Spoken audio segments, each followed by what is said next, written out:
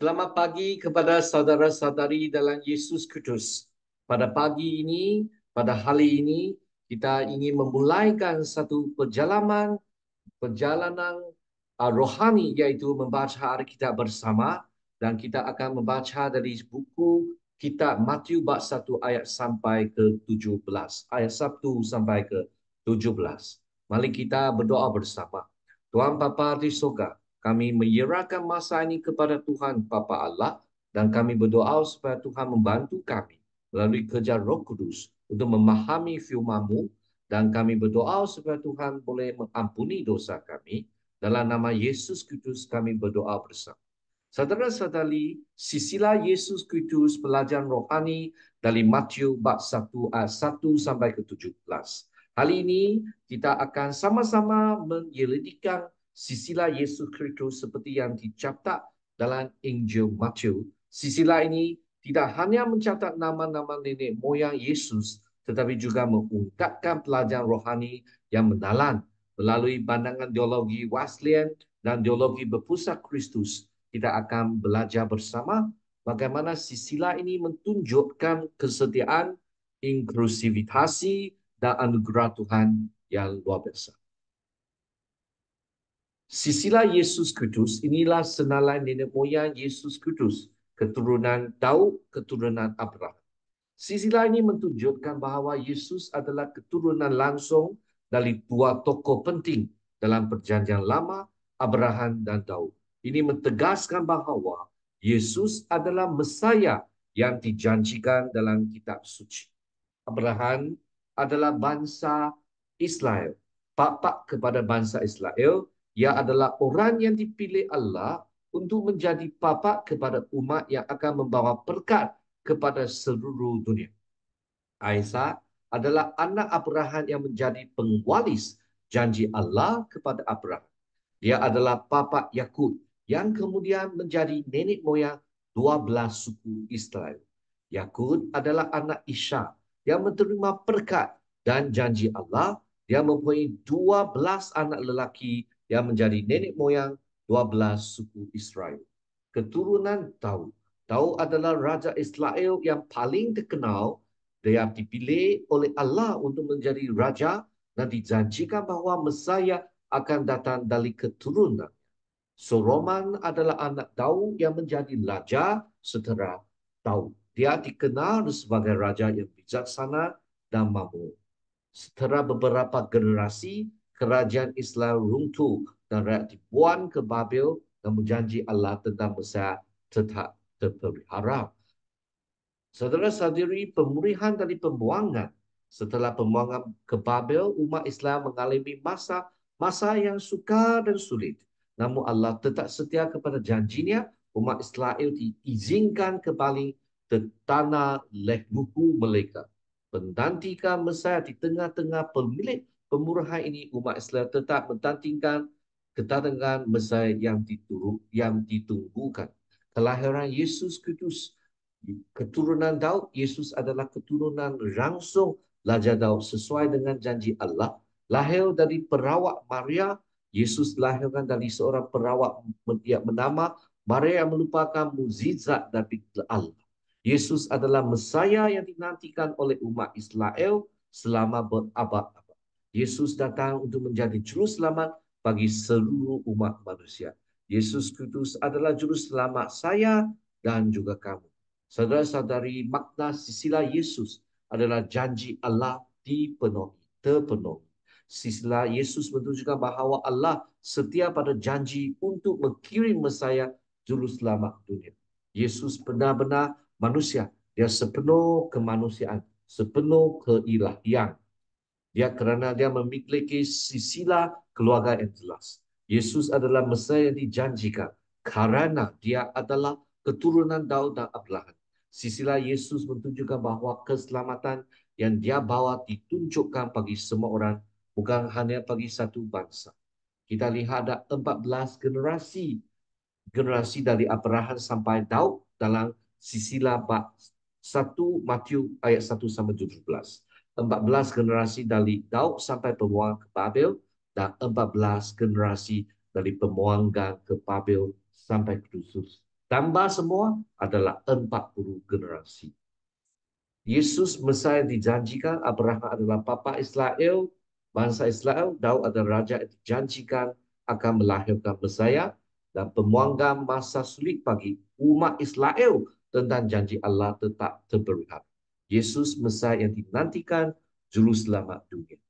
Jadi kita lihat di sini, kita ketahui 14 generasi dari Abraham sampai Daud, 14 generasi dari Daud sampai pembuangan ke Babel, 15 generasi dari pembuangan Babel sampai Kristus Yesus. Saudara-saudari, tadi adalah satu rumusan, ataupun kalau kamu baca Alkitab, kamu boleh faham lebih jelas. Dan latar belakang sejarah dan budaya masa penulisan Matius. Pada masa penulisan Injil Matius, orang Yahudi berada di dalam dominasi kerajaan Romawi, baik dari mereka mengharapkan kedatangan seorang Mesaya untuk membebaskan mereka dari pertindasan dan membangun kembali kerajaan Daud. Pentingnya silsilah dalam budaya Yahudi itu digunakan membuktikan hak waris seseorang dan menentukan identiti agama serta sosial. Tradisi silsilah Yahudi dapat diterusi kembali ke zaman perjanjian lama. Saudara-saudari, kita lihat dalam geografi, dari segi geografi, Yerusalem adalah pusat agama Yahudi, tempat baik suci berada. Lokasi ini penting untuk memakai identitasi dan misi Yesus. Bethlehem adalah kota Daud di mana Yesus Kristus dilahirkan. Menunjukkan bahawa Yesus adalah keturunan Daud yang dijanjikan. Nazaret adalah tempat Yesus Kristus dipersembahkan dan membeli latar belakang kehidupan Yesus sebelum memulai pelayanan. Mesias ini menunjukkan bahawa Yesus adalah Mesias yang dijanjikan, keturunan Daud dan Abraham. Tuhan telah berjanji kepada mereka bahawa melalui keturunan mereka semua bangsa akan diberkati dan takhta yang akan kekal selamat. Sisilah ini mentegaskan hak waris Yesus sebagai Mesias, memenuhi dua-pak perjanjian lama tentang kedatangan Sang Penyelamat. Setiap nama dalam silsilah ini mempunyai peranan penting dalam sejarah keselamatan, iaitu satu sejarah dari nenek moyang sampai ke Yesus Kristus, menunjukkan kesetiaan Tuhan dalam menggenapi, merealisasikan janji. Inklusitasi dalam rencana keselamatan Tuhan sepanjang sejarah ini. Kita lihat wanita dalam silsilah. Silsilah Yesus mencangkuk nama-nama wanita seperti Tamar, Lahab, Lut dan isteri Uria. Mereka berasal dari latar belakang yang berbeza, namun dipilih menjadi bagian dari silsilah Mesias. Anugerah Tuhan yang tidak terbatas. Hal ini menunjukkan inklusivitas dan anugerah besar Tuhan yang tidak terbatas pada latar belakang atau dosa masa dahulu. Tuhan menggunakan orang yang diangkat rendah di mata manusia untuk mewujudkan rancangan keselamatan Tuhan. Sisilah Yesus mempanjangkan kasih dan kemurahan Tuhan yang mencangkup semua orang tanpa berbeza-bezakan. Kehadiran tokoh-tokoh bermasalah dalam sisilah ini menegaskan bahawa Tuhan juga menggunakan orang yang berdosa dalam rencana keselamatannya. Maka saya dan kamu, kalau kita ada dosa, tetapi sekali dana kita taubat dan iman dan Kristus, Tuhan juga akan menggunakan kita. Tama memiliki latar belakang yang penuh tentangan dan dosa, namun Tuhan tetap menggunakan dia dalam rencana keselamatan. Rahab adalah seorang pelacur, tetapi imannya menyelamatkan dia dan bahkan membuatkan dia menjadi bagian dari garis keturunan Mesia. Lut adalah seorang wanita Moab yang dianugerah Tuhan untuk menjadi sebahagian daripada silsilah Yesus untuk menunjukkan inklusif dan kasih Yesus Tuhan yang luar biasa. Pasipa walaupun terlibat dalam dosa dengan Daud, tetapi terpilih Tuhan untuk menjadi bagian dari silsilah Mesias, juga menunjukkan keagungan anugerahnya.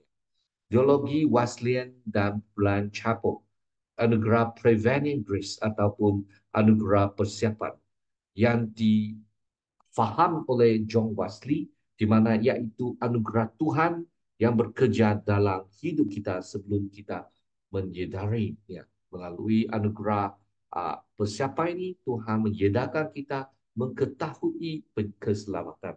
Sisi lain Yesus menunjukkan bagaimana Tuhan telah menyiapkan sejarah untuk kedatangan Mesias. Kristus adalah pusat untuk memahami Alkitab yang sangat diajak, yang dalam Alkitab ini diajar oleh Brian Chappell.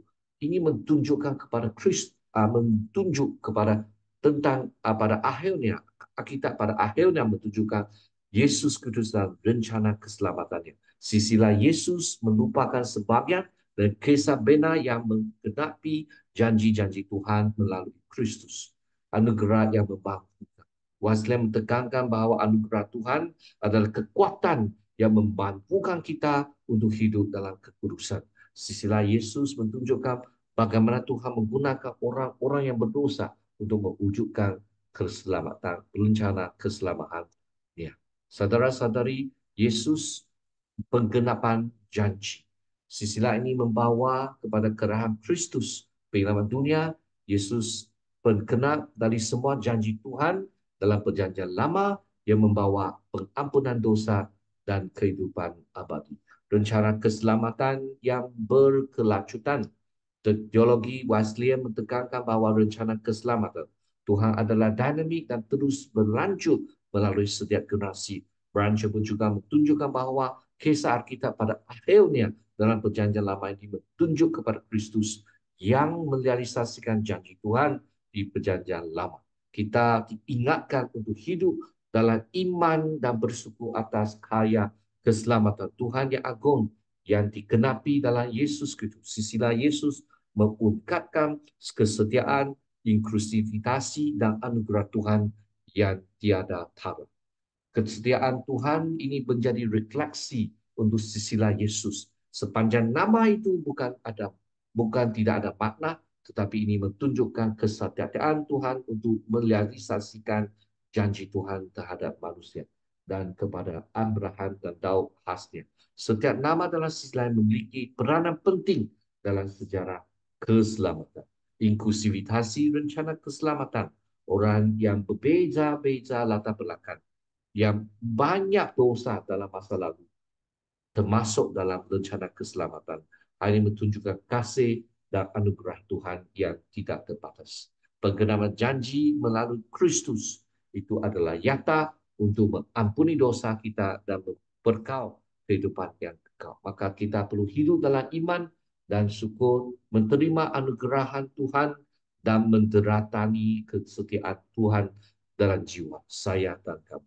Saudara-saudari, mari kita bersama-sama belajar dalam sisilah ini tentang pesan yang akhir yang ditunjukkan di sini.